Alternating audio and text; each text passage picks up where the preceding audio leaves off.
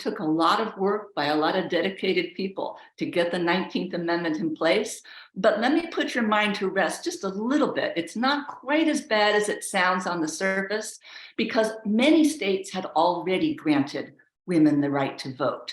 The first such state was actually not yet a state when it did so. It was the Wyoming Territory, and it tended to be the states out west that gave women the right to vote first.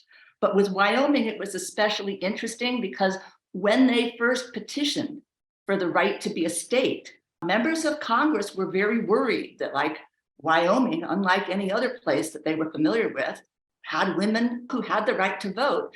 And so members of Congress cabled to the Wyoming legislature, gee, it would be a lot easier to admit you to the Union as a state if you left the women out.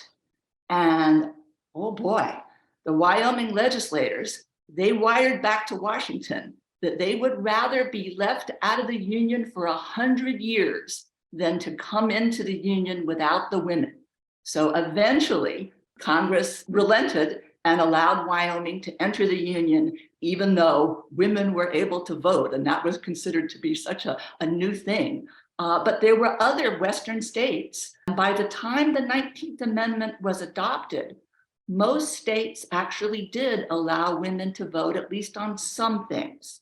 There were quite a few states that allowed women to vote on everything. Then there were some that allowed women to vote only on certain things, like municipal elections. But there were still a number of states that didn't allow women to vote at all.